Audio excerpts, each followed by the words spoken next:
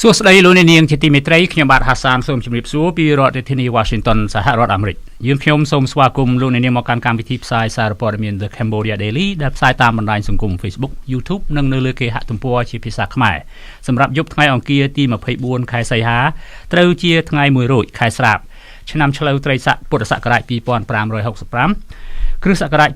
2021ជាបឋមសូមជូនមេតិការព័ត៌មានប្រចាំថ្ងៃមន្ត្រីបកប្រឆាំងថាការណែនាំពីអតីតមេបកប្រឆាំងឲ្យឈប់ជេរប្រមាថគ្នាគឺយឺតពេលហើយក្រុមអ្នកតស៊ូមតិថាការចាក់ចេញរបស់លោកសខេងទៅប្រទេសបារាំងដើម្បីបន្ធូរភាពតានតឹងទំនាស់ផ្ទៃក្នុងបកកណ្ដាលអំណាចកម្មវិធី Idea Talk ស្ដីអំពីទិដ្ឋភាពនៅភ្នំពេញ Saigon ឬព្រៃនគរកាលពីឆ្នាំ1975ប្រៀបទៅនឹងស្ថានភាពទិដ្ឋភាពនៅ Afghanistan ឆ្នាំ2021មានភាពខុសគ្នាឬដូចគ្នាបែបណាបញ្ញវន្តខ្មែរនៅឯនីសមុទ្រទាមទារឲ្យរដ្ឋសភាប្រទេសកម្ពុជាលុបចោលមាត្រា494និង495នៃច្បាប់ក្រមព្រហ្មទណ្ឌពលរដ្ឋឃុំបិទត្រាំងដែលរងគ្រោះដោយអំពើប្លន់ប្រដាប់អាវុធបន្តរិះគន់ថ្នាក់ដឹកនាំខេត្តប្រសេនុថាមិនបានស្វែងរកជនល្មើសពួកតាលីបានព្រមានអាមេរិកថានឹងជួបផលវិបាកបើនៅតែបន្តវត្តមានកងទ័ពអាមេរិកនៅលើទឹកដីអាហ្វហ្គានីស្ថានហួសថ្ងៃទី31ខែសីហាជាបន្តទៅនេះខ្ញុំបាទហាសានសូមជូនព័ត៌មានពិស្ដាមន្ត្រីជាន់ខ្ពស់បកប្រឆាំងលើកឡើងថាការណែនាំរបស់អតីតមេបកប្រឆាំងលោកសំរងស៊ីទៅកាន់អ្នកគាំទ្រឲ្យបញ្ឈប់ការវាយប្រហារគ្នាជាលក្ខណៈបុគ្គលនិងគឺជារឿងល្អប៉ុន្តែការអំពាវនាវនៅពេលនេះហាក់ដូចជាហួសពេលទៅហើយសម្រាប់ការស្ដារកម្លាំងបកប្រឆាំងឲ្យប្រជាពលរដ្ឋមានទំនុកចិត្តឡើងវិញនោះការអះអាងរបស់មន្ត្រីបកប្រឆាំងបែបនេះធ្វើឡើងបន្ទាប់ពីលោកសំរងស៊ីអតីតប្រធានគណៈបកសង្គ្រោះជាតិបានណែនាំទៅកាន់សមាជិកគណៈបកសង្គ្រោះជាតិនៅក្នុងរដ្ឋកាលីហ្វ័រញ៉ាសហរដ្ឋអាមេរិកឲ្យឈប់ជេរប្រមាថគ្នាបន្តទៀតកាលពីពេលថ្មីនេះមន្ត្រីជាន់ខ្ពស់គណៈបកសង្គ្រោះជាតិលោកមេឃសវណ្ណរាបានប្រាប់សារព័ត៌មាន The Cambodia Daily នៅថ្ងៃទី24ខែសីហាឆ្នាំ2021នេះថាក្រោយបកប្រឆាំងត្រូវបានរំលាយមន្ត្រីបកសង្គ្រោះជាតិភាគីលោកសំរងស៊ីតែងប្រើវប្បធម៌ជេរប្រមាថលៀបពណ៌ដែលធ្វើឲ្យមានការបែកបាក់ផ្ទៃក្នុងក្រុមប្រឆាំងយ៉ាងធ្ងន់ធ្ងរដោយការចោទប្រកាន់ដែលគ្មានភស្តុតាងកន្លងមកដូចគ្នាការចោទមកលើមន្ត្រីបកប្រឆាំងដូចគ្នាថានឹងស៊ីឈ្នួលជាប់គុកជាដើមលោកអះអាងថាក្នុងនាមជាបកប្រឆាំងមិនត្រូវបង្កើតឲ្យមានវប្បធម៌មិនល្អដោយបកកាន់អំណាចនោះទេព្រោះថាកិច្ចការរបស់គណៈបកប្រឆាំងគឺត្រូវដឹកនាំពលរដ្ឋអនុវត្តលើផ្លូវត្រឹមត្រូវលើភាពថ្លៃថ្នូរដើម្បីផ្ដល់ទំនុកចិត្តដល់ពលរដ្ឋនៅពេលដែលខ្លួនឈ្នះឆ្នោតទៅដឹកនាំប្រទេសជាតិមិនប្រឆាំងដើម្បីតែការជេរប្រមាថឬលៀបពណ៌នោះទេលោកមេឃសវណ្ណរាបញ្ជាក់ថាបើបកប្រឆាំងប្រកាន់គ្រាន់តែចេះជេរប្រមាថឬលៀបពណ៌អ្នកដទៃនោះមិនមែនជាមធ្យោបាយក្នុងការកសាងកម្លាំងដឹកនាំប្រទេសឡើយជាងនេះទៅទៀតក៏នាំឲ្យមានការបែកបាក់ផ្ទៃក្នុងខ្លួនឯងកាន់តែខ្លាំងផងដែរព្រោះកម្លាំងរួបរวมរបស់ជាតិគឺពឹងផ្អែកទៅលើអំពើល្អមិនមែនពឹងផ្អែកទៅលើការប្រព្រឹត្តអំពើទុច្ចរិតនោះឡើយអ្នកវិភាគនយោបាយសង្គមនិងជាអនុប្រធានក្រុមប្រឹក្សាភិបាលចលនានិស្សិតដើម្បីលទ្ធិប្រជាធិបតេយ្យលោកកឹមសុខបានសរសេរលើកណនី Facebook របស់លោកនៅថ្ងៃទី24សីហាឆ្នាំ2021នេះថាដើម្បីឲ្យការអំពាវនាវរបស់លោកសំរងស៊ីអាចយកជាការបានមេដឹកនាំបកប្រឆាំងរូបនេះត្រូវហ៊ានទទួលស្គាល់ការបែកបាក់កន្លងមកគឺមកពីការប្រជែងមុខមាត់គ្នារវាងពួកដឹកនាំកំពូលនិងអ្នកហែហមដែលមិនចេះគោរពច្បាប់ផ្ទៃក្នុងគណៈបកដែលខ្លួនបានបង្កើតកន្លងមកលោកអះអាងថាលោកសំរងស៊ីត្រូវហ៊ានទទួលស្គាល់កំហុសក្នុងនាមខ្លួនជាប្រមុខចលនានយោបាយមួយក្នុងនោះត្រូវហៅមេដឹកនាំផ្សេងទៀតដែលមានវិវាទនឹងគ្នាកន្លងមកដើម្បីសម្រុះសម្រួលគ្នាឲ្យកាន់តែឆាប់បើទោះបីជាពួកគេបានចេញទៅបើកគណៈបកថ្មីនិងអ្នកដែលសំងំមិនទាន់បើកបកថ្មីក៏ដោយលោកកឹមសុខអះអាងថាដំណាក់កាលនេះនៅសល់ពេលតិចតួចណាស់ដើម្បីដូច្នេះប្រសិនបើមេដឹកនាំរូបនេះនៅតែប្រើសារនយោបាយត្រឹមតែអង្អែលចិត្តអ្នកគ្រប់គ្រងដូចជាការអះអាងថាសំរងស៊ីនិងកឹមសុខាជាមនុស្សតែមួយដោយពេលកន្លងមកនោះហើយមិនធ្វើសកម្មភាពឲ្យប្រកបប្រជានោះអាចនឹងអស់ពេលវេលាសម្រាប់លុបស្នាមរបួសដែលបាក់បែកគ្នាជាមិនខានកាលពីថ្ងៃទី23ខែសីហាឆ្នាំ2021អតីតមេដឹកនាំបកប្រឆាំងលោកសំរងស៊ីបានអំពាវនាវដល់អ្នកគាំទ្រក្នុងពិធីជួបសំណេះសំណាលជាមួយសមាជិកគណៈបកសង្គ្រោះជាតិប្រចាំនៅរដ្ឋកាលីហ្វ័រញ៉ាសហរដ្ឋអាមេរិកឲ្យបញ្ឈប់ការវាយប្រហារគ្នាជាលក្ខណៈបុគ្គលហើយងាកមកគិតអំពីប្រយោជន៍ជាតិ ពង្រឹងផ្ទៃក្នុងបកដើម្បីជំរុញដំណើរការប្រជាធិបតេយ្យឲ្យមានឡើងវិញនៅប្រទេសកម្ពុជាក្រុមអ្នកសង្កេតការរិះគន់ថាមិនមែនតែសមាជិកបកប្រឆាំងប៉ុណ្ណោះទេដែលត្រូវបញ្ឈប់ការជេរប្រមាថដែលនាំឲ្យបែកបាក់ផ្ទៃក្នុងបកសូម្បីតែលោកសំរងស៊ីខ្លួនលោកផ្ទាល់ក៏ត្រូវបញ្ឈប់ការជេរប្រមាថព្រះមហាក្សត្រដែលនាំឲ្យបែកបាក់ជាតិផងដែរព្រោះថាទង្វើរបស់លោកគឺជាគំរូសម្រាប់អ្នកគ្រប់គ្រងដើម្បីយកទៅអនុវត្តនៅថ្ងៃមុខកាលពីអំឡុងឆ្នាំ2020សមាជិកបកប្រឆាំងភាគីលោកសំរងស៊ីបានលើកឡើងក្នុងកម្មវិធី Idea Talk នៃសារព័ត៌មាន The Cambodia Daily ថាបណ្ដាញសមាជិក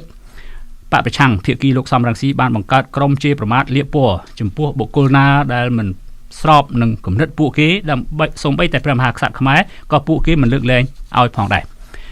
បញ្ញវន្តខ្មែរនៅក្រៅស្រុកលើកឡើងថាការចាក់ចេញរបស់មន្ត្រីក្រសួងមហាផ្ទៃទៅប្រទេសបារាំងក្នុងពេលនេះទំនងជាដើម្បីបន្ធូរភាពតានតឹងទំនាស់ផ្ទៃក្នុងបកកណ្ដាលអំណាចប៉ុណ្ណោះបន្ទាប់ពីមានការតែងតាំងកូនប្រសារលោកហ៊ុនសែនក្នុងបំណងដើម្បីបន្សាបឥទ្ធិពលរបស់លោកសខេងក្នុងកងកម្លាំងនគរបាលជាតិកាលពីពេលថ្មីៗនេះអ្នកវិភាគនយោបាយសង្គមនិងជាប្រធានក្រុមប្រឹក្សាពិបាល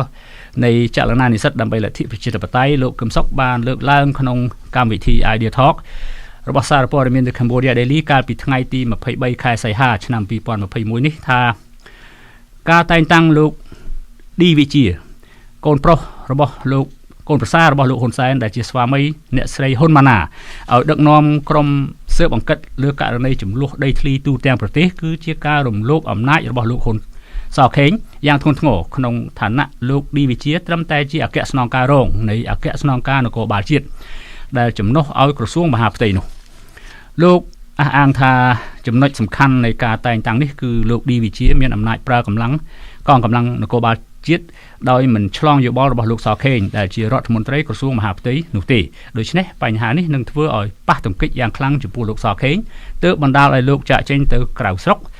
ដើម្បីបន្ធូរភាពស្មុគស្មាញក្នុងផ្លូវចិត្តផងនិងដើម្បីជៀសវាងចំនួនផ្ទៃក្នុងគណៈបករវាងក្រុមលោកសខេងនិងក្រុមលោកហ៊ុនសែនផងលោកបញ្ជាក់ថាសេចក្តីសម្រេចនេះបានផ្ដល់អំណាចដល់លោកឌីវិជាឲ្យដឹកនាំក្រុមការងារចំនួន16រូបដែលមានសិទ្ធិប្រើប្រាស់កម្លាំងផែនការសន្តិសុខ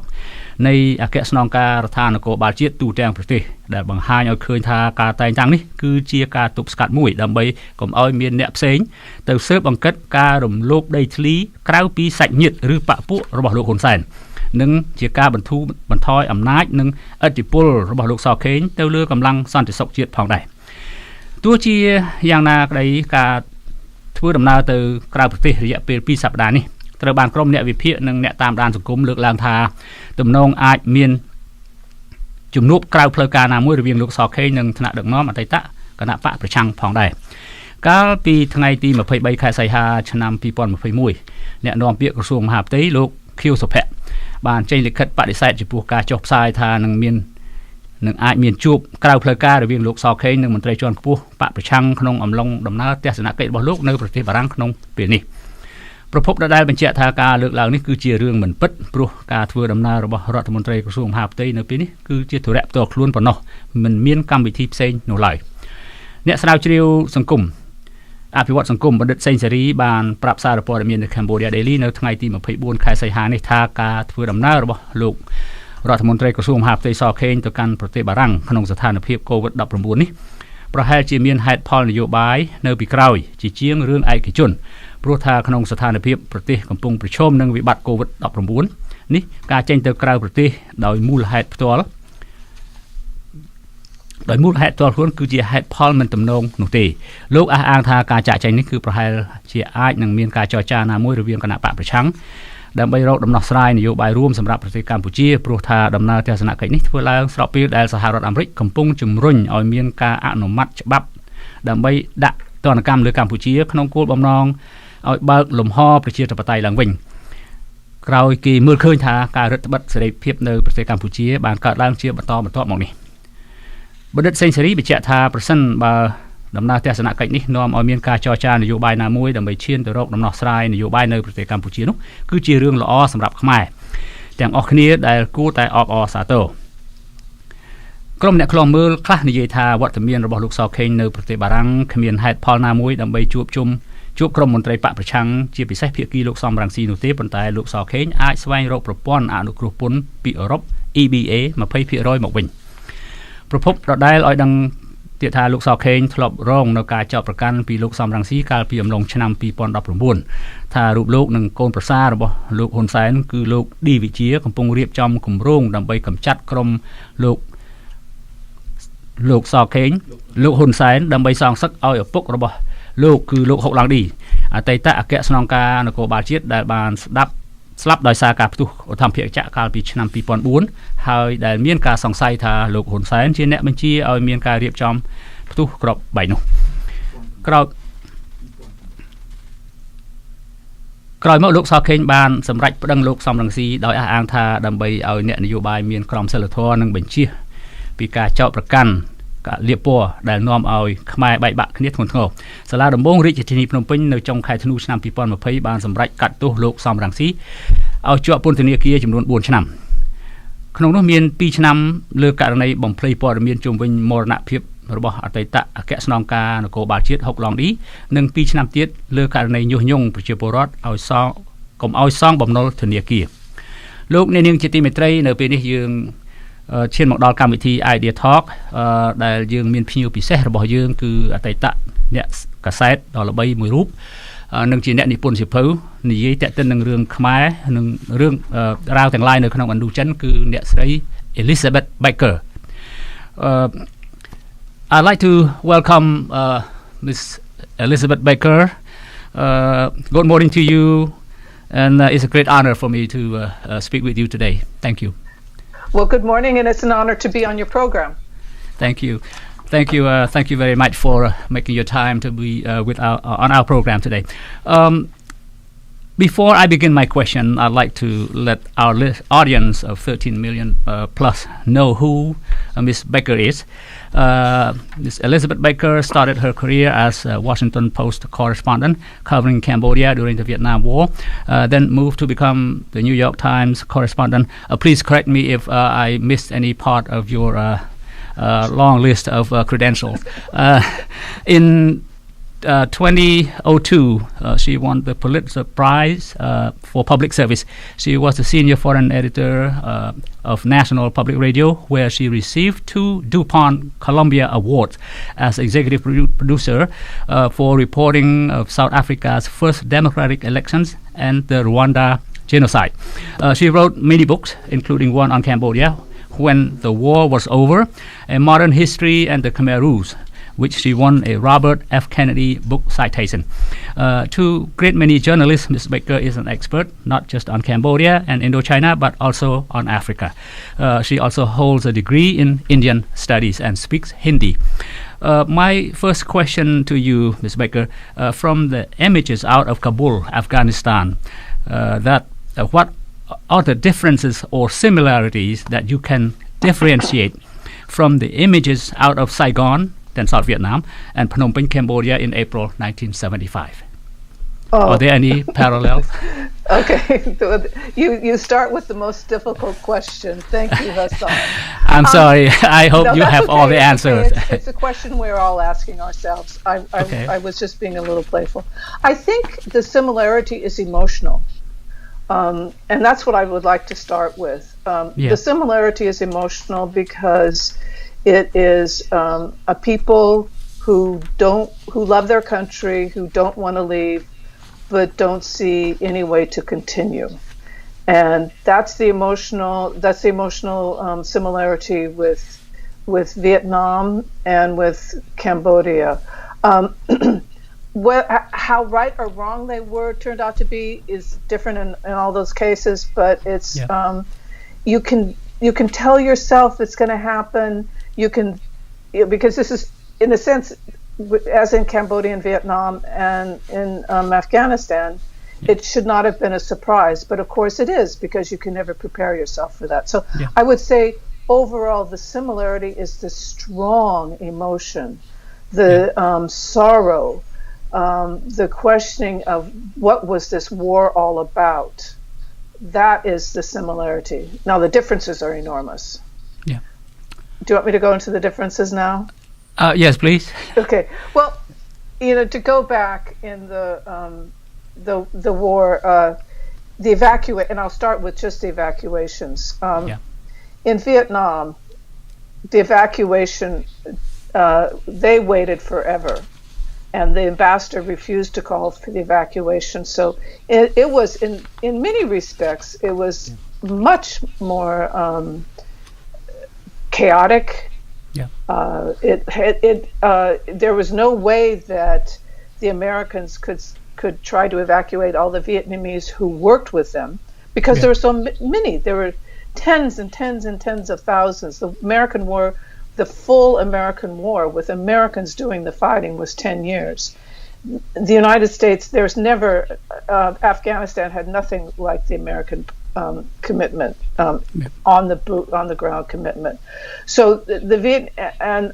but then the North Vietnamese, who won the war, they were not, of all of the different changes, they were the less drastic. Yes, it's communist, so on and so forth, and yes, the re-education camps were horrible. However, there was not this medieval, the medieval Taliban mentality or the Khmer Rouge genocidal. Now, in Phnom Penh, as you all know, I remember I left earlier. I did not stay around for the end, and I left because I was afraid of it. And when I told my Cambodian friends I didn't think this would work out at all, and that I didn't want to be there, that I was afraid of the Khmer Rouge, they said, no, they're Cambodian, it's okay. Once the war was over, it'll be fine, which is why I titled my book that, When the War Was Over. Of course, it wasn't. Right. And in contrast to what's going on in Afghanistan, the Khmer Rouge were immediately brutal, immediately homicidal. They immediately made Cambodians leave their home and go on the long marches. They immediately captured and killed the senior leaders. It was grotesque from the very beginning. But in both Saigon and Phnom Penh, you had none of the news media there. Right. And that's what makes the big difference. You did not have the news media there.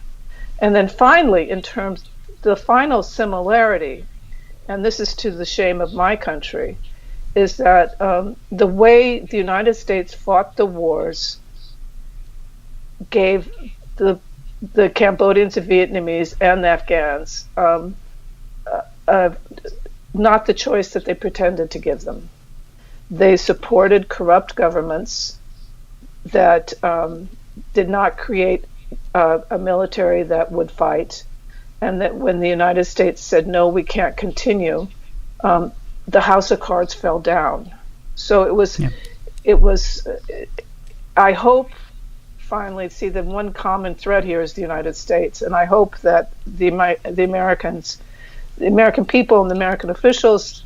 understand that our responsibility is not just right now. It's our responsibility was the whole political and military culture that helped create that.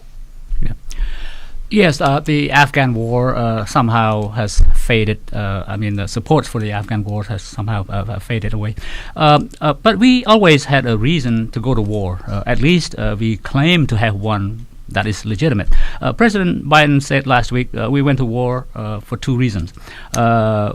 Quote, one, to bring Osama bin Laden to the gates of hell. The second reason was to eliminate the Al-Qaeda's capacity to deal with more attacks on the United States from that territory. We accomplished both of those objectives, period, end quote. In 20 years, don't you think we have brought some degrees of freedom, introduced some forms of democratic values to the Afghans, and now we give them all up? See, you just did what, Hassan, I have to tell you, you just did what our government did. You named two very specific goals: the elimination of Osama bin Laden and the elimination of Al-Qaeda. And then all of a sudden you said, but aren't we supposed to be saying there for democracy? Now that wasn't on the list, was it? Your first list, what President Biden said, was on that. Now, and that's the problem with the United States. We keep adding, we keep changing the reason why we're there. An army cannot bring democracy. The people and their government bring democracy. The United States can support it, but if the people and the government don't. and in Afghanistan, yes, a lot of American programs, a lot of NGOs helped bring democratic values, but that's not what the war was about. And that is a heartbreaking confusion that serves nobody to say that. Yes, I mean, those are great values, whether they're supported, support came from the United States or any other democratic country. But when you keep confusing the goals, that's when you keep these forever wars, where we could have, if we only had Osama and Al-Qaeda, we could have left a long time ago. Okay. That's my third question. A new poll by the New York Times that came out yesterday, 74% of Americans, especially veterans, viewed the president's troop withdrawal plans are not good, for lack of a better term. Comparing the evacuation plans President Ford and his top generals made for Vietnam, Laos, and Cambodia, and the evacuation plans currently made by President Biden and his top commanders, which one do you think is more orderly and successful? Well, I know all are not good, okay. Well, just comparing them, far more have been evacuated in a very short time out of Afghanistan. Yeah. Hands down on the exact how many people have been evacuated. The figure today was astonishingly high. I don't think we've had anything like this since the Berlin airlift. It's astonishing. It's very well done in that sense. Did the Afghan government collapse and make it impossible? Yes. Did the Afghan army make it impossible? Yes. Now, on the evacuation from Phnom Penh, who did they evacuate? It was minuscule. Oh, yeah. And what did they leave? They left a country that, as I said, was immediately brutalized. Awful. To compare, Cambodia, it's to this day, it's the worst. They left a country that had become so corrupt on the government side to be impotent when the Khmer Rouge came. So no, they're wrong on that. And on Saigon, it's still a travesty, I think, that Henry Kissinger got the Nobel Peace Prize in 1973 simply for the American withdrawal. Because what happened? As soon as after the withdrawal, it took 2 years, and then then it was over. So I'll just say in the American cliche, it's comparing apples and oranges, and I think people should go back and revisit those. Thank you, Ms. Becker. I agree with you. When one of your Khmer helpers or interpreters told you that, okay, when the war is over, everything was okay, that's what many of the Khmer people, the Cambodian people, thought at the time. And that's why many decided to remain behind. I was there the whole time, and I know what was going on. Now, for many of us who remember the Vietnam War or the Cambodian War, America blamed its ally for corruption, inefficiency, and lack of will to fight before we pull ourselves out of the war. In the case of Cambodia, the U.S. gave full support to the Khmer Republic for just 3 years, then left the remaining 2 years for the regime to defend itself from the Khmer Rouge assault. President Biden refers to these same reasons for withdrawing, in addition to accomplishing the stated objectives in Afghanistan. In your view, do you think we have a better reason to tell the world before we abandon our allies after 20 years fighting shoulder to shoulder? Well, I disagree with your description, first of all. The United States did not fight shoulder to shoulder in Cambodia. In Afghanistan, I mean. Okay, well, let's go back to Cambodia because you compared it to Cambodia. Right. The United States did not, quote, abandon Cambodia. They continued paying for Cambodia. The only thing that the United States did was that the Congress said that they stopped the United States from continuing to bomb Cambodia. That's the only change. Yeah, in 1973, And that was August 15th, almost exactly. The anniversary was just recently. And that was all. The money continued. And I would blame the United States for the corruption, not just the Cambodian government, because in all three cases, the United States knew about the corruption. I mean, we all wrote about it. You knew that in all three cases, in South Vietnam, Cambodia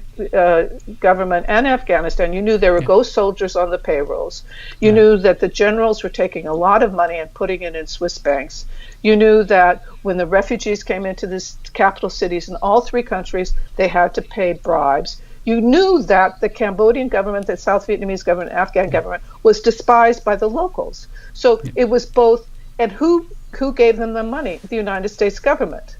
So I think it's equal, and I think it's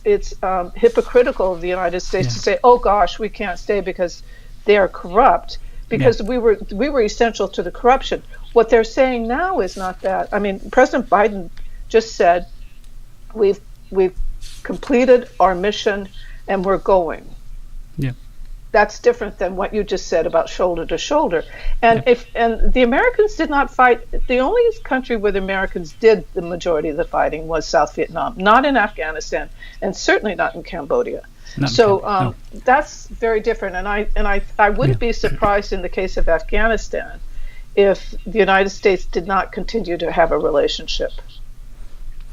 Okay. I'd like to reflect on history for a moment. Sure. History that you were part of it, and you wrote a book about it. In December 1978, you joined your colleagues, Malcolm Caldwell and Richard Dutman, to meet or try to interview Pol Pot. Can you tell us about your experience while in Phnom Penh after the Khmer Rouge takeover? You told me what your interpreter told you that thing would be okay, when the war. It wasn't my interpreter, first of all. It was my very good friend, the banker. It was the banker Mekong Pot, who was one of the few Cambodians who was sort of. He refused to be part of politics, but was very, very patriotic and very keen. And he stayed, and he survived the Khmer Rouge and then went back to Canada, become a banker. And I write about him. He's the first person I write about in my book. And he's someone who I still. May Kampot. He was at Banque Khmer pour le Commerce, right there on Mani Vang, the airport road and Mani Vang at that intersection. And Kampot. And Kampot, he plays a big role in my book because he represents the Cambodian that we all hoped would become the leaders. He was sympathetic to the ideas of all sides, but realistic about the problems. And sadly, he was wrong that the Khmer Rouge would be okay. I see.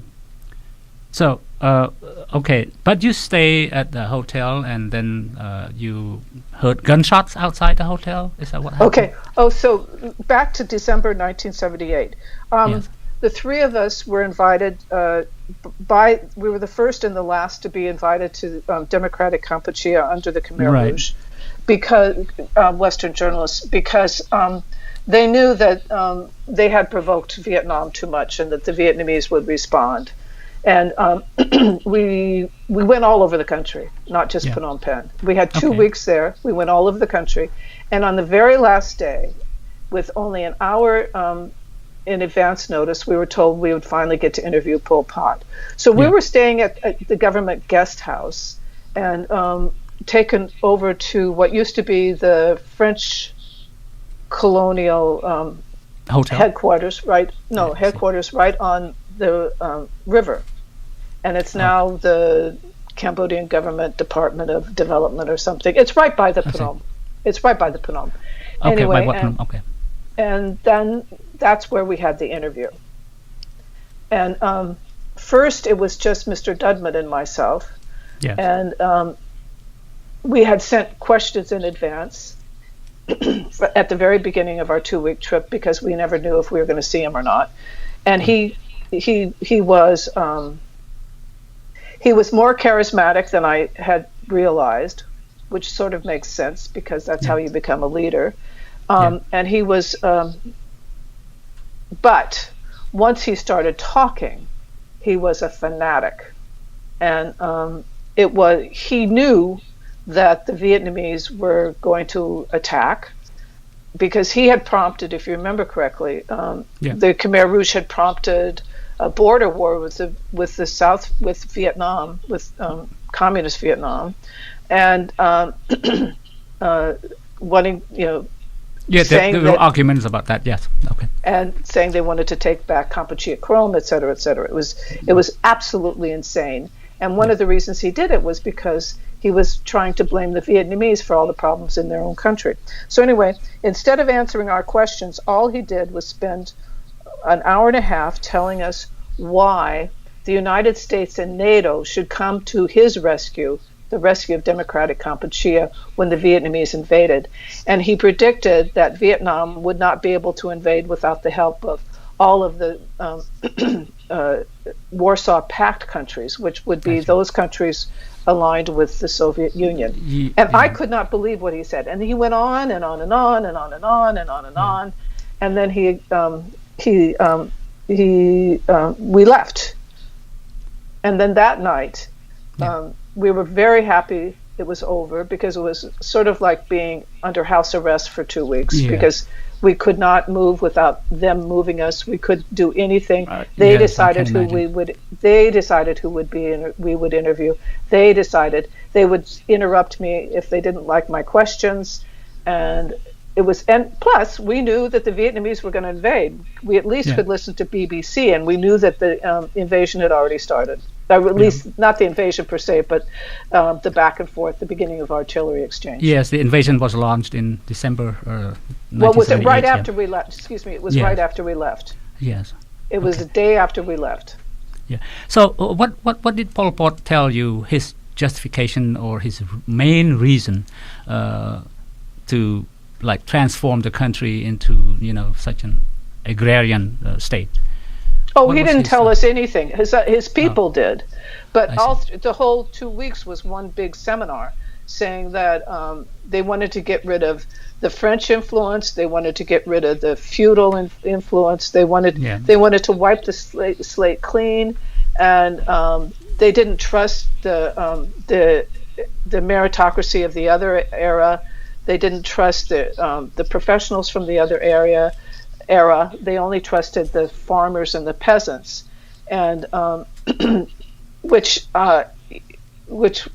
was this side of crazy, because they had people who were incompetent doing major things and causing mayhem. Cambodia, which should have been able to feed itself,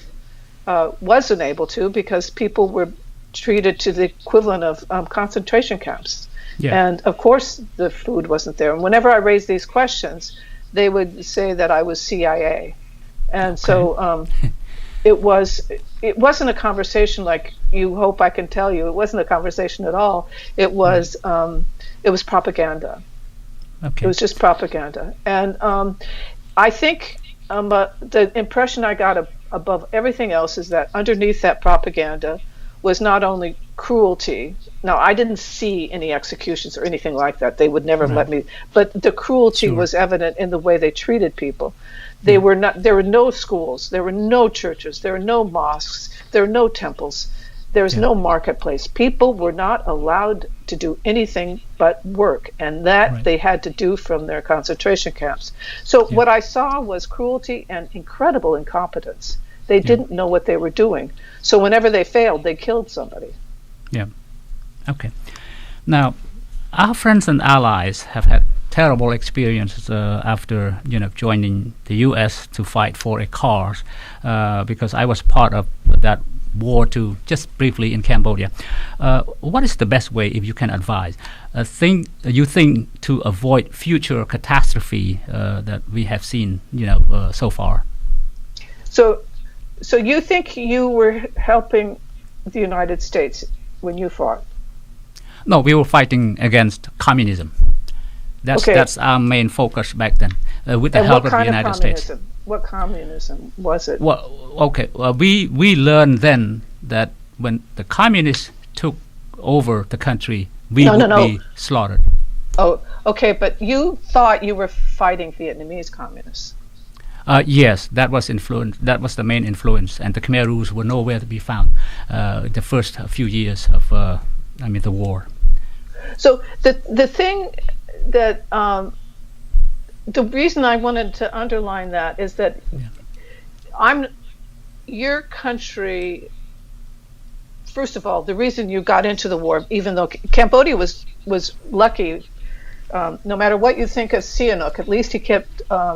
Cambodia out of the war until 1970, and then he was overthrown. And I'm sure one of the reasons that he was overthrown was that the people who did the coup d'état believed that he was too close to the communists, even though he had been able to keep them keep the country out of the war, and they believed that this way they could have the United States help them, and they knew the United States would like them to do it because the United States had been trying to get them to fight anyhow. So that's the first thing, is that inviting or allowing the United States to bring their military into your country is a dangerous proposition if you don't know what you're doing. I'm just, you wanted me to talk from the Cambodia point of view, yes? Yeah. So whether it's inviting the United States or the current situation where Prime Minister Hun Sen has allowed the Chinese such influence, it becomes a carte blanche. And so you see China doing things in Cambodia. My gosh, they own Sihanoukville. They're laundering money through all the construction in Phnom Penh, et cetera, et cetera. So, and Cambodia has a ridiculously large army, in part because of Hun Sen's closeness to China, who keeps supporting that stuff. So Cambodia hasn't learned the lesson, and we see in Afghanistan that the United States hasn't learned the lesson that when you up the wars, you should be much more careful about war, about leading with your military. My country, which I look at our military budget, it's enormous and it keeps growing. Our budget for diplomacy, which should be the way we engage with the world, our budget for diplomacy keeps shrinking. We don't have some of the culture programs we used to have. We should be enlarging our diplomacy budget and tempering our military budget, because engagement should be first and foremost diplomatic. That's people to people. That's what it should be. And that's one of the things I think, if I were looking from the Cambodian point of view and the American point of view, that's what I would say. Sure. Do you think China's rise to world dominance makes America nervous? You think that's why we kind of equipped ourselves to, be ready just in case? And I'm going to. Sure. I mean, it's not a question of my opinion. This is it. I think it's not my opinion at all. This is all that the policymakers talk about. Whether you're a business person or a military person, whether you're in government, whether you're in academia, everybody's talking about is what kind of a challenge is China a rival? Is China an enemy? Is he all that sort of stuff. That's topic A in Washington. Yeah. Now, do you think we can learn any lesson at all for America's alliance in the future Indo-Pacific? Because now the focus seems to be moving to that region. Indo-Pacific, the Quad, the Australia, India, Japan, South Korea alliance, and now our forces seem to be deployed. I see the big chunk of it to that part of the world. What is the lesson that we can learn and perhaps teach our friends and allies, close friends and allies? Well, when you say we, the United States or Cambodia? Yes. The United States. Yeah, the United States. Well, the difference between the American presence in Southeast Asia and the Chinese presence is, China is definitely the neighbor. China's there. China knows these countries intimately. The United States is barely there. It leads too much with its military. Our diplomatic efforts are teeny. Our aid is skewed, and we don't have. We're only now. I think the visit by Vice President Kamala Harris shows that this administration understands that they have to do that kind of high level and daily kind of commitment in the region, because we don't do it. We don't do it enough. We've been taking it for granted, and I think so. We should do more then. Oh, absolutely. And one of the things that I find puzzling is that we have a big Asian American community in the United States, big and wonderful. You all, Cambodian American, Vietnamese American, Chinese American. Yes. Why are we not using our Asian Americans as diplomats, as informal diplomats, to engage us more? I mean, we take it for granted that European Americans are going to be in Europe. Why can't we have Asian Americans in Asia? And I think that's one of the, to me, that's so obvious, and I can't believe we haven't done more with it, which brings me back to Kamala Harris. Yeah. It's wonderful. She's the daughter of a South Indian woman, and she's going there, and that's a good example of how. How many countries are? She's only going to Singapore and Hanoi, and in Singapore, she's had a lot of national security discussions. So far I have not seen any human rights discussions, which I think is important in the region. Right. Yeah. I mean, we all know human rights is huge in the region, as in lacking thereof. And in Hanoi, I think the accent is going to be on health. I think it's going to be, if my memory serves me, it's COVID, but also just general health. Vietnam has had a success with COVID. I mean, yes, all over the region, sadly there's been a resurgence. Yeah, Vietnam is better. Yeah. But I think she's going to be discussing health there. My final question about Cambodia, since you mentioned what Hun Sen has done and the Chinese influence in Cambodia, possible money laundering in the construction sector. What is the best way for Hun Sen to improve the lots of his people, the country,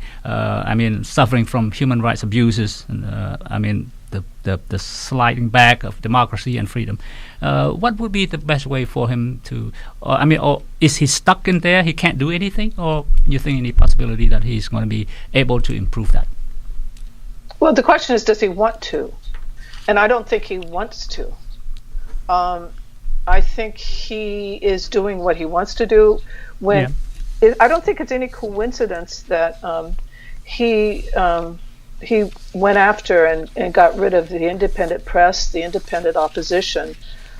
independent NGOs right soon after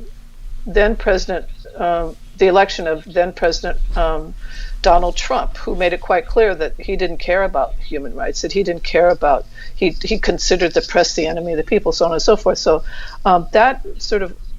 opened the door for Prime Minister Hun Sen to just get rid of opposition, and it's totally this is not unlike the way he's ruled, and China supports this because China's been able to have a big influence. I mean, Cambodia is considered the most loyal by a long shot of all the countries in ASEAN, and so I don't think, as long as Hun Sen's prime minister, I don't think he will want to change. Now, if he's not prime minister, then that's a different question. Who's going to replace him? So on and so forth. Right. But go ahead. I'm sorry. Talking about his replacement. Do you think he's going to be successful in terms of nominating his son to succeed him? Oh, I couldn't make that prediction. I have no idea. Currently in the whole region, it's very hard to find one country that has democratic elections and where one party is voted out of office and a different party comes in. It doesn't happen in your region. Your region it's sad. Look what's going on in Burma, Myanmar. Look in Thailand. My gosh, they've gone way back. I mean, the military it's a military coup, no matter what they say. Lèse majesté. I mean, the absolute. They're trying to bring back absolute monarchy. They're going back to 19th century. Singapore has been a one-party system essentially since the beginning. Malaysia's had one chance for Indonesia, one. Vietnam, no. So I would be a fool to predict any kind of new democratic elections in the region. All right. Thank you so much, Ms. Elizabeth Baker. Appreciate you making the time to be on our program. And I'd just like to say it's a very great honor. Yeah, sure, please. I'd just like to say one thing to the Cambodians who might be listening. Cambodian friends. To my Cambodian friends, I really understand how this Afghanistan evacuation can be upsetting. And for all your families and things, but the only thing is that when I think of it, and I think of what you've gone through and what you've accomplished here in the United States and even back in your own country, you have so much to be proud of, and I hope you think of that when you look at Afghanistan. Yes, will do. Thank you very much, Mrs. Elizabeth. Thank you for having me. It's been a great pleasure. Sure. Thank you, and we hope to be speaking with you at some point in the future. Thank you. Okay, thank you. Sure. លោកអ្នកនាងមានស្ដាប់នឹងទស្សនាកម្មវិធីជាទីមេត្រីបាញ់មិញនេះជាកិច្ចសម្ភាសជាមួយអ្នកកាសែតល្បីមួយរូបដែលធ្លាប់សរសេររឿងរ៉ាវរាយការណ៍អំពីសង្គ្រាមនៅប្រទេសកម្ពុជាក្នុងទសវត្សរ៍ដើមទសវត្សរ៍1970និងសង្គ្រាមនៅប្រទេសវៀតណាមហើយលោកស្រីជាអ្នកកាសែតធ្វើការឲ្យកាសែតនៅរដ្ឋធានី Washington ឈ្មោះថា Washington Post ហើយបន្ទាប់មកអ្នកស្រីទៅបម្រើការងារជាអ្នកឆ្លើយឆ្លងសារព័ត៌មានកាសែត The New York Times នៅឆ្នាំ1978ខែ12ខែធ្នូអ្នកស្រីនិងសហការី2រូបទៀតបានទៅប្រទេសកម្ពុជាក្នុងសម័យខ្មែរក្រហមកម្ពុជាប្រជាធិបតេយ្យដឹកនាំដោយលោកប៉ុល ពត ទៅសម្ភាសហើយលោកស្រីបានជម្រាបបំបញ្ញមិញយើងសូមជម្រាបថាយើងខ្ញុំសូមនិយាយកាត់ពីព្រោះជារឿងដែលតាក់ទិននឹង 2-3 ប្រទេសហើយពីសម័យកាលច្រើនឆ្នាំមកហើយព្រឹត្តិការណ៍ធំៗដែលកើតមាននៅឥណ្ឌូចិនមានប្រទេសវៀតណាមមានប្រទេសកម្ពុជាហើយយើងមិនទាំងនិយាយអំពីប្រទេសលាវផងហើយនឹងស្ថានភាពនៅ Afghanistan ថាតើមានការដូចគ្នាឬក៏មិនដូចគ្នាចំណុចត្រង់ណាបាទ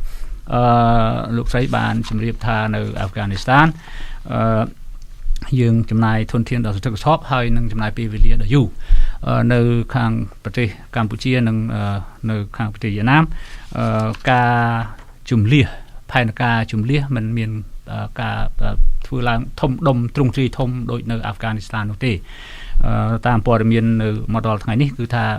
ការជំលះប្រើយន្តហោះគ្រប់គ្រឿងទាំងអស់ដើម្បីឲ្យទាន់នឹងថ្ងៃដែលលោកប្រធានាធិបតី Biden កំណត់ថ្ងៃទី31ខែសីហានេះគឺមកទល់ថ្ងៃនេះមានចំនួន 50,000 នាក់ទៅហើយច្រើនណាស់ច្រើនជាងពីសម័យជំលះនៅប្រទេសកម្ពុជាពីសម័យសង្គ្រាមហើយចប់សង្គ្រាមឆ្នាំ75យើងអត់មានការជំលះអីធំដុំទេពីព្រោះមានប្រជាពលរដ្ឋខ្មែរភាគច្រើនទាំងអ្នកដែលមិត្តភ័ក្តិគាត់ដែលស្គាល់គាត់ពីសម័យនោះដែលគាត់ចូលទៅក្នុងប្រទេសកម្ពុជាសម័យសង្គ្រាមហ្នឹងគាត់ថាមិនអីទេសម័យសង្គ្រាមដូចតែអ្នកខ្លះនិយាយថាពេលដែលសម្ដេចឪយើងត្រឡប់មកវិញគឺស្រុកនឹងសានត្រានហើយប៉ុន្តែដល់វាអត់ឃើញសម្ដេចឪក៏ប្រទេសកម្ពុជានឹងគាត់ថាคล้ายទៅជាប្រទេសមួយដែលថាមនុស្សសាហាវយងខ្នងចូលមកដល់ភ្លាមកាប់សម្លាប់ផ្ដើមឡើងពីមេដឹកនាំរបបសាធារណរដ្ឋខ្មែរបាទសំណួរយើងសួរថាតើដូចគ្នាត្រង់ណាឬមិនដូចគ្នាត្រង់ណានោះគឺថាគាត់បានរៀបរាប់ថានៅប្រទេស Afghanistan នេះជាប្រទេសដែលថាយើងបានទៅកំទេចយើងបានសម្រេចទិសដៅហើយគឺថាកំទេចក្រុមអល់កាយដាហ្នឹងក៏ប៉ុន្តែសង្គ្រាមនោះបន្តយូរអង្វែងមកពេកហើយសហរដ្ឋអាមេរិកមិនមែនមិនដឹងទេសង្គ្រាមនៅប្រទេសវៀតណាមក្តីនៅប្រទេសកម្ពុជាក្តីនៅប្រទេស Afghanistan ក្តីសហរដ្ឋអាមេរិកដែលគាត់ថារូបគាត់មានបញ្ហាចំពោះគោលនយោបាយសហរដ្ឋអាមេរិកនៅប្រទេសមួយចំនួននោះគឺថាយើងហាក់បីដូចជាយើងមិនបានគិតថាយើងវែងឆ្ងាយថាតើ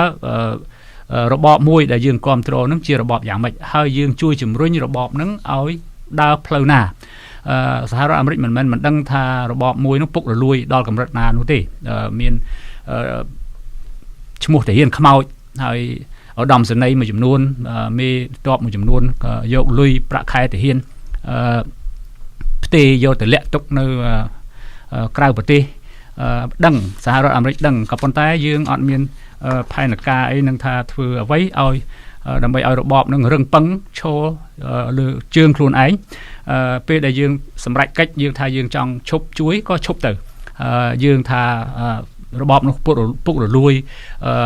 អសកម្មមិនធ្វើអីឲ្យមិនការពារខ្លួនឯងមិនពង្រឹងចំហខ្លួនឯងឲ្យមិនច្បាំងទប់ទល់នឹង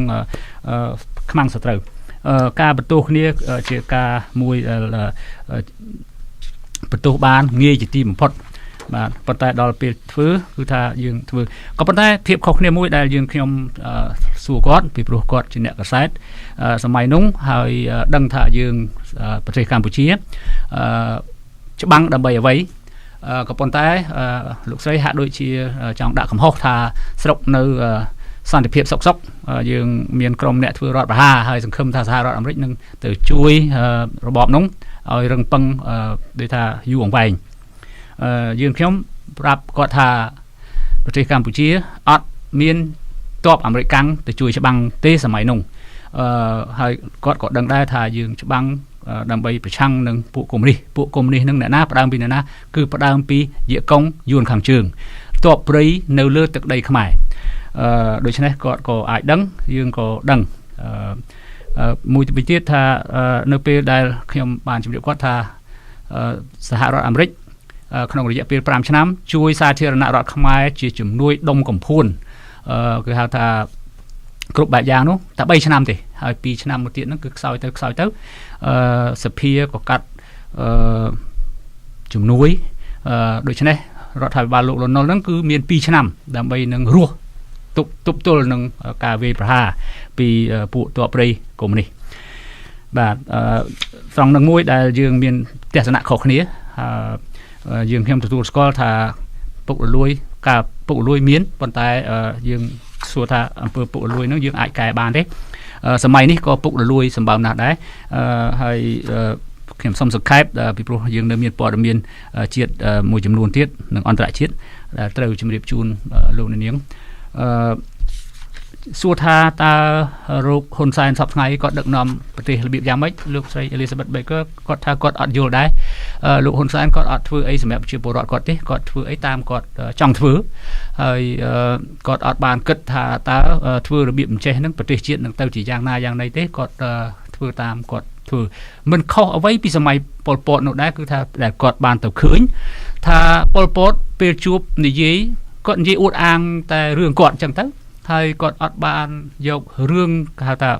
អ្នកដតីដែលគេយល់ថាម៉េចបានស្រុកទេសនឹងអញ្ចឹង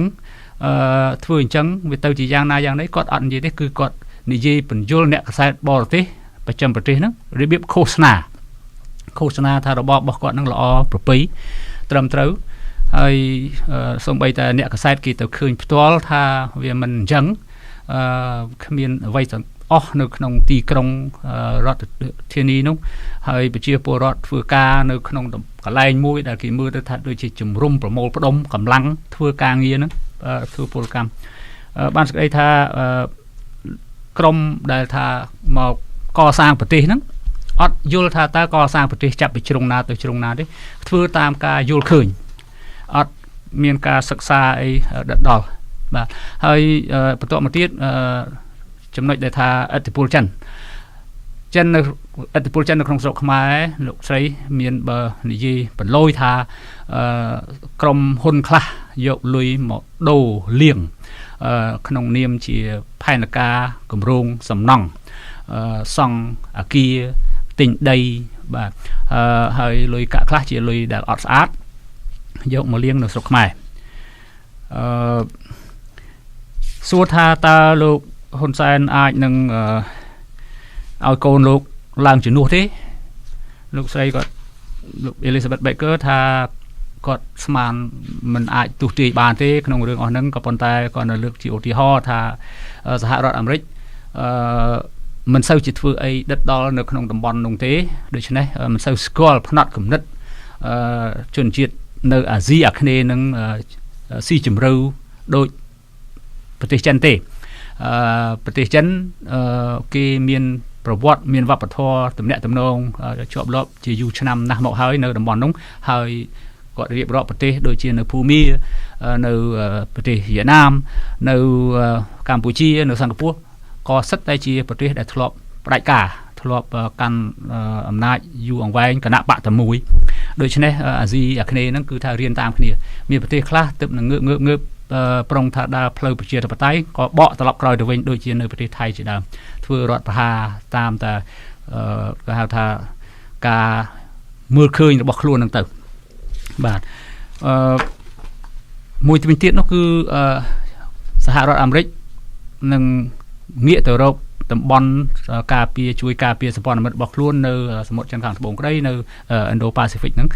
បាទអាស៊ី Pacific ហ្នឹងក៏ប៉ុន្តែយើងគិតទៅពីរឿងច្បាំងលោកស្រីថារឿងច្បាំងវាជារឿងមួយប៉ុន្តែយើងក៏ត្រូវតែផ្ដោតលើកិច្ចការទូតនយោបាយការចរចាគ្នាយកចម្បាំងមកធ្វើជាធំច្បាំងហើយចប់ហើយតែហ៊ានមិនមែនជាអ្នកទៅបង្កើតលទ្ធិប្រជាធិបតេយ្យទេគឺរដ្ឋាភិបាលដូច្នេះចំណុចមួយដែលលោកស្រីសកត់នោះគឺថាប្រទេសមួយអាហ្វហ្គានីស្ថានក៏ដោយកម្ពុជាក៏ដោយវៀតណាមក៏ដោយណាក៏ដោយអាមេរិកមិនអាចនាំចូលលទ្ធិប្រជាធិបតេយ្យយកទៅដាក់នៅស្រុកខ្មែរបានទេបើសិនណាជារដ្ឋាភិបាលរបស់ខ្លួននៅប្រទេសនោះ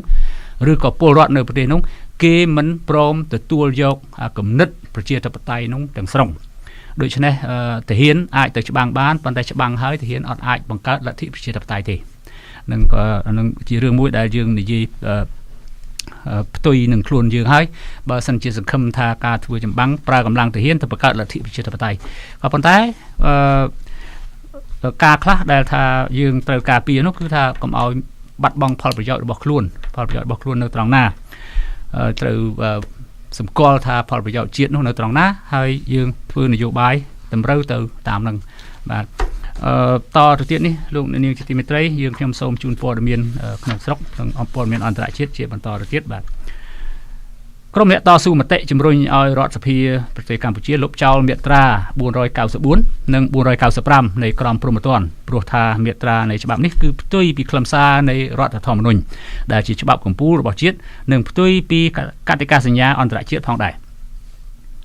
ការទាមទាររបស់ក្រមបញ្ញវន្តខ្មែរនៅក្រៅស្រុកធ្វើឡើងស្របពេលដែលរដ្ឋាភិបាលឯកបកដឹកនាំដោយគណៈបកប្រជាជនកម្ពុជារបស់លោកហ៊ុនសែនបានចោទសកម្មជនបដិថាននិងសកម្មជនផ្សេងទៀតដាក់ពន្ធនាគារដោយប្រើមាត្រាដែលមិនត្រឹមត្រូវនៃក្រមព្រហ្មទណ្ឌនេះរហូតមកប្រធានប្រតិបត្តិនៃចលនានិស្សិតដើម្បីលទ្ធិប្រជាធិបតេយ្យលោកទូចវិបុលបានសរសេរលើកណនី Facebook របស់លោកនៅថ្ងៃទី24ខែសីហានេះថារដ្ឋធម្មនុញ្ញបានចែងយ៉ាងច្បាស់អំពីសិទ្ធិនិងករណីយកិច្ចរបស់ពលរដ្ឋប៉ុន្តែរដ្ឋាភិបាលប្រទេសកម្ពុជាបង្កើតក្រមព្រហ្មទណ្ឌស្ដីអំពីការញុះញង់ឲ្យប្រព្រឹត្តបទល្មើសមាត្រា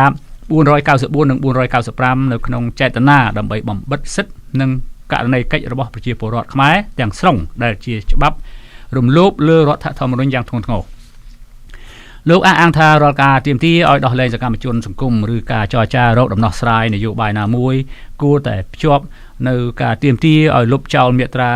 494និង495ដែលផ្ទុយពីខ្លឹមសាររដ្ឋធម្មនុញ្ញនោះផងដែរព្រោះថាបើមិនទាមទារឲ្យលុបចោលមាត្រាទាំងពីរនេះទេរដ្ឋាភិបាលលោកហ៊ុនសែននៅតែប្រើច្បាប់នេះដើម្បីចាប់សកម្មជននានាជាបន្តទៅទៀតជាក់ជាមិនខានលោកទូចវិបុលបញ្ជាក់ថាមាត្រា494និង495នេះមិនត្រឹមតែផ្ទុយពីខ្លឹមសាររដ្ឋធម្មនុញ្ញប៉ុណ្ណោះទេថែមទាំងមានលក្ខណៈផ្ទុយទៅនឹងបទបញ្ញត្តិនៃ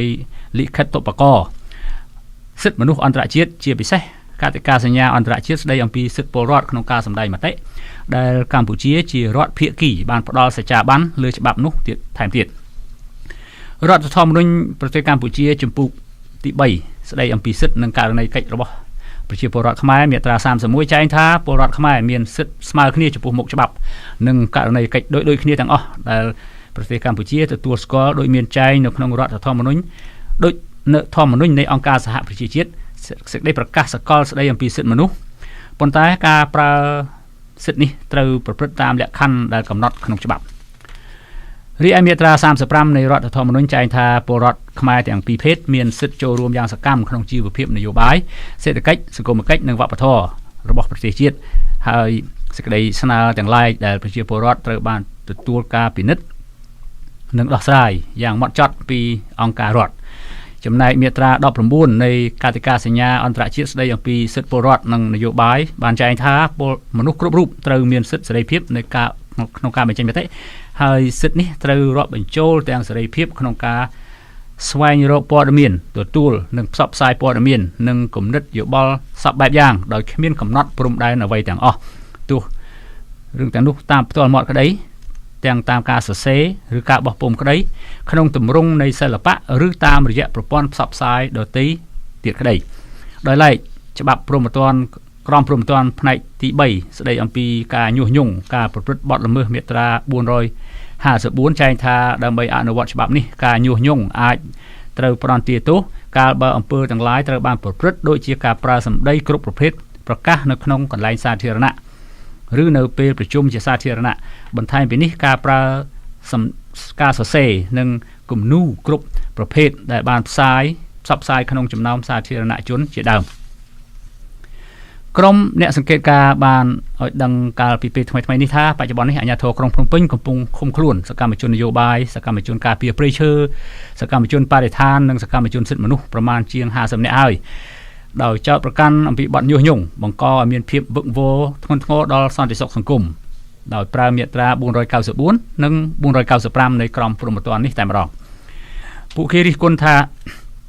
ការចាប់ខ្លួនសកម្មជនបរិស្ថានសកម្មជនការពារសិទ្ធិមនុស្សនិងសកម្មជនដីធ្លី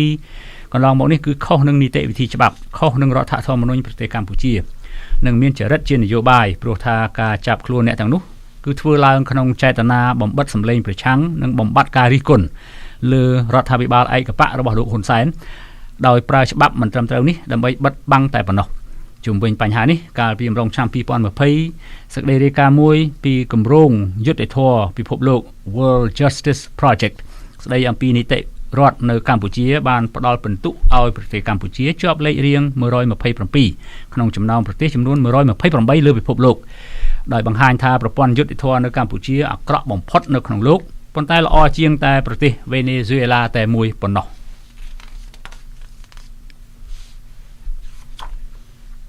លោកអ្នកនាងជាទីមេត្រីលោកអ្នកនាងអាចស្វែងរកព័ត៌មានរបស់ The Cambodia Daily ជាភាសាខ្មែរដែលបានផ្សាយនៅលើ Facebook រួចមកហើយបានដោយចូលទៅកាន់គេហទំព័ររបស់យើងតាមអាសយដ្ឋាន www.cambodiadaily.com នៅក្នុងគេហទំព័រនេះលោកអ្នកនាងអាចស្វែងរកព័ត៌មានរបស់ The Cambodia Daily ទាំងភាសាខ្មែរនិងភាសាអង់គ្លេសលោកអ្នកនាងក៏អាចស្វែងរក YouTube របស់យើងតាមអាសយដ្ឋាន www.youtube.com/thecambodiadailytm ប្រសិនបើលោកអ្នកនាងយល់ថាសារព័ត៌មានមួយនេះមានប្រយោជន៍ដល់សង្គមសូមលោកអ្នកនាងជួយទ្រទ្រង់ដល់កម្មវិធីផ្សាយរបស់យើងដោយចូលទៅកាន់អាសយដ្ឋាន www.cambodiadaily.com/donate បាទសូមអរគុណពលរដ្ឋរងគ្រោះដោយអំពើប្លន់និងគំរាមសម្លាប់រស់នៅភូមិចំណោតរៀមឃុំបិទត្រាំងស្រុកព្រៃនប់បានបន្តរិះគន់ស្នងការនគរបាលស្នងការដ្ឋាននគរបាលនិងមេបញ្ជាការកងរាជអាវុធហត្ថខេត្តប្រសេអនុថាគ្មានសមត្ថភាពស្វែងរកចាប់ខ្លួនក្រុមចោរប្លន់ប្រដាប់អាវុធមួយក្រុមដែលចូលប្លន់និងដុតផ្ទះពលរដ្ឋកាលពីថ្ងៃទី8ខែសីហាឆ្នាំ2021យកទៅផ្ដន្ទាទោសនោះទេបទល្មើសប្លន់ប្រដាប់អាវុធនេះក្រុមពលរដ្ឋសង្ស័យថាទាំងថ្នាក់ដឹកនាំស្នងការនគរបាលមេបញ្ជាការកងរាជអាវុធហត្ថនិងលោកអភិបាលខេត្តប្រសេអនុហាក់មានចេតនាលាក់បាំងក្រុមជនល្មើសទើបធ្វើប្រងើយកតើយចំពោះរឿងនេះពលរដ្ឋបានធ្វើសំណូមពរដល់លោកឌីវិជាអគ្គស្នងការរងនគរបាលជាតិនិងជាប្រធាននាយកដ្ឋានកណ្ដាលសន្តិសុខ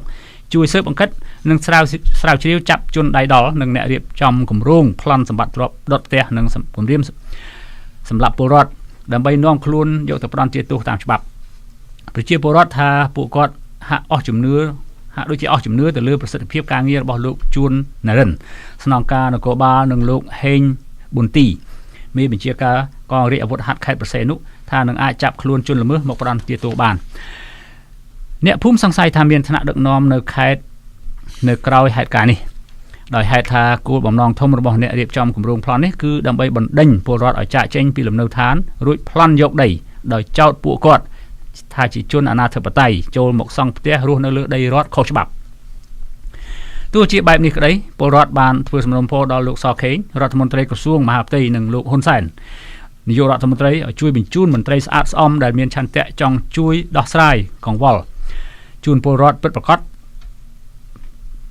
ឲ្យចុះស៊ើបអង្កេតស្វែងរកចាប់ខ្លួន ក្រុមជនល្មើសក្នុងអំពើប្លន់ប្រដាប់អាវុធនិងអ្នករៀបចំគម្រោងប្លន់នេះផងកាលពីថ្ងៃទី8ខែសីហាឆ្នាំ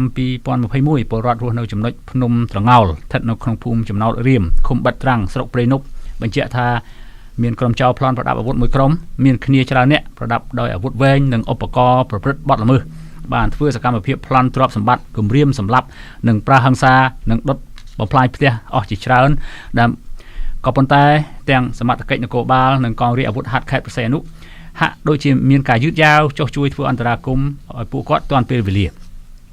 ទោះជាបែបនេះក្តីសារព័ត៌មាន The Cambodia Daily នៅមិនទាន់អាចតាក់ទងលោកជួននរិនស្នងការនគរបាលខេត្តព្រះសីហនុនិងលោកហេងប៊ុនទីមេបញ្ជាការកងរាជអាវុធហត្ថខេត្តព្រះសីហនុដើម្បីបំភ្លឺជុំវិញករណីដែលពលរដ្ឋបានលើកឡើងនោះបាននៅឡើយទេនៅរសៀលថ្ងៃទី24ខែសីហានេះចំណែក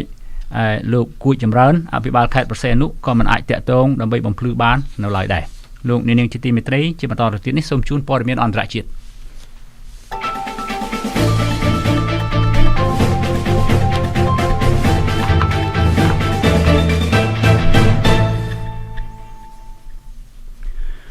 កងកម្លាំងយោធាអាមេរិកនៅថ្ងៃអង្គារទី24សីហានេះកំពុងបង្កើនការខិតខំប្រឹងប្រែងជម្លៀសពលរដ្ឋចេញពីទីក្រុងកាប៊ុលនៃប្រទេសអាហ្វហ្គានីស្ថានខណៈក្រុមតាលីបានព្រមានថាសហរដ្ឋអាមេរិកនិងសម្ព័ន្ធមិត្តបើនៅតែបន្តប្រតិបត្តិការជម្លៀសពលរដ្ឋហួសថ្ងៃទី31ខែសីហាគឺនឹងជួបផលវិបាកធ្ងន់ធ្ងរសារព័ត៌មានបារាំងទីភ្នាក់ងារព័ត៌មានបារាំង AFP បានធ្វើសេចក្តីរាយការណ៍ថាមកទល់ពេលនេះពលរដ្ឋអាហ្វហ្គានីស្ថានរាប់ពាន់នាក់នៅតែកំពុងបន្តប្រមូលផ្ដុំគ្នានៅខាងក្រៅព្រលានយន្តហោះក្រុងកាប៊ុលខណៈពួកគេភ័យខ្លាចអំពីជីវិតរស់នៅក្រោមការដឹកនាំរបស់ក្រុមតាលីបានដែលធ្លាប់កាប់សម្លាប់មនុស្សយ៉ាងសាហាវក្នុងស្ថានភាពនេះប្រធានាធិបតីអាមេរិកលោកโจ Biden កំពុងស្ថិតក្រោមការដាក់សម្ពាធកាន់តែខ្លាំងឡើងដើម្បីឲ្យលោកពន្យាកាលបរិច្ឆេទកំណត់នៃការដកកងទ័ពចេញពីអាហ្វហ្គានីស្ថានដែលតាមផែនការគឺធ្វើឲ្យអស់នៅត្រឹមថ្ងៃទី31ខែសីហាឆ្នាំ2021ចាប់តាំងពីចូលកាន់កាប់រដ្ឋធានីកាប៊ុលកាលពីថ្ងៃទី15ខែសីហាឆ្នាំ2021ក្រុមតាលីបានផ្ដល់ការយោគយល់ចំពោះការខិតខំប្រឹងប្រែងជម្លៀសពលរដ្ឋបរទេសដោយមិនបានបង្កបញ្ហាអ្វីឡើយប៉ុន្តែកាលពីថ្ងៃច័ន្ទសប្តាហ៍នេះពួកតាលីបានព្រមានថាប្រសិនបើអន្តរជាតិជាពិសេសសហរដ្ឋអាមេរិកឬចក្រភពអង់គ្លេសនៅតែបន្តពន្យាពេលវេលាជំលៀសនេះទៀតនឹងត្រូវប្រឈមផលវិបាកធ្ងន់ធ្ងរមិនខានឡើយស្ថានភាពនៅព្រលានយន្តហោះទីក្រុងកាប៊ុលប្រទេសអាហ្វហ្គានីស្ថាននៅតែស្ថិតក្នុងភាពចលាចលនៅឡើយពលរដ្ឋរាប់ម៉ឺននាក់កំពុងរងចាំការជំលៀសតាមយន្តហោះចាក់ចេញពីអាហ្វហ្គានីស្ថានដោយប្រឈមនឹងបញ្ហានេះលោកប្រធានាធិបតីโจ Biden បានលើកឡើងកាលពីថ្ងៃអាទិត្យថាសហរដ្ឋអាមេរិកនឹងបន្តទុកពេលឲ្យកងទ័ពអាមេរិកដាក់ពង្រាយនៅព្រលានយន្តហោះក្រុងកាប៊ុលដើម្បីការពារសន្តិសុខលោកโจ Biden បានបង្ហើបឲ្យដឹងកាលពីរសៀលថ្ងៃអាទិត្យទី22ខែសីហាថាលោកអាចនឹងសម្រេចអនុញ្ញាតឲ្យកងទ័ពអាមេរិកបន្តនៅការពារសន្តិសុខនៅព្រលានយន្តហោះក្រុងកាប៊ុលលើសពីថ្ងៃទី31សីហាដើម្បីការពារប្រតិបត្តិការជម្លៀសពលរដ្ឋចេញពីទីក្រុងកាប៊ុលភ្លាមៗក្រោយដំណឹងនេះអ្នកនាំពាក្យក្រុមតាលីបាន Suhail Shaheen បានចេញសារព្រមានសហរដ្ឋអាមេរិកអ្នកនាំពាក្យរូបនេះថាតាលីបានមិនយល់ព្រមឲ្យអាមេរិកបន្តទុកកងទ័ពនៅព្រលានយន្តហោះលើសពីថ្ងៃទី31សីហាជាដាច់ខាតដោយព្រមានថានឹងជួបផលវិបាកបើអាមេរិកនៅតែបន្តនោះកាលពីព្រឹកថ្ងៃច័ន្ទទី23សីហាភាពចលាចលនៅព្រលានយន្តហោះក្រុងកាប៊ុលបានបង្កឲ្យមានការផ្ទុះអាវុធពីសំណាក់កងទ័ពអាមេរិកនិងកងទ័ពអាល្លឺម៉ង់ដោយពួកគេបានបាញ់ទៅលើក្រុមជនមិនស្គាល់មុខបណ្ដាលឲ្យស្លាប់មនុស្សម្នាក់មន្ត្រីតាលីបានបានរិះគន់កងទ័ពអាមេរិកថាគ្មានសមត្ថភាពដោយមិនអាចរក្សាសណ្ដាប់ធ្នាប់នៅក្នុងព្រលានយន្តហោះក្រុងកាប៊ុលធ្វើឲ្យមានចលាចលកើតឡើងគិតចាប់តាំងពីក្រុមតាលីបានគ្រប់គ្រងប្រទេសអាហ្វហ្គានីស្ថានកាលពី10ថ្ងៃមកនេះគឺជនបរទេសនិងប្រជាជនអាហ្វហ្គានីស្ថានប្រហែលជាង 50,000 នាក់ហើយបាទត្រូវបានជំលៀសចេញពីប្រទេសនេះតាមរយៈអាកាសយានដ្ឋានទីក្រុងកាប៊ុលសហរដ្ឋអាមេរិកមានផែនការជំលៀសជនជាតិអាមេរិកឲ្យបាន 15,000 នាក់និងប្រជាជនអាហ្វហ្គានីស្ថានពី5ទៅ 60,000 នាក់ចំណែកអាល្លឺម៉ង់និយាយថារដ្ឋាភិបាលក្រុងបែកឡាំងបានជំលៀសពលរដ្ឋចេញពីក្រុងកាប៊ុលប្រមាណ 2,500 នាក់ហើយរីឯអង់គ្លេសបានជួយជំលៀសពលរដ្ឋប្រហែល 5,700 នាក់ហើយចាប់តាំងពីការផ្ដួលរំលំរបបតាលីបាននៅឆ្នាំ2001ក្រោមហេតុផលនៃការតាមបាញ់មេភេរវកម្មអាល់កាអ៊ីដាអូសាម៉ាប៊ិនឡាដិន រហូតថ្ងៃទី15សីហានេះជាថ្ងៃបិទបញ្ចប់រដ្ឋាភិបាលក្រុងកាប៊ុលដែលលោកខាងលិចលើកបន្ទប់និងគឺសហរដ្ឋអាមេរិកបានចំណាយប្រាក់ច្រើនជាង$2 trillionក្នុងការធ្វើសង្គ្រាមផងនិងជួយស្ដារប្រទេសនេះផងនេះបើយោងតាមកាសែត The Washington Post តាមប្រភពដដែលនេះប្រាក់$800 លានសហរដ្ឋអាមេរិកសម្រាប់ការចំណាយក្នុងសង្គ្រាមផ្ទាល់និង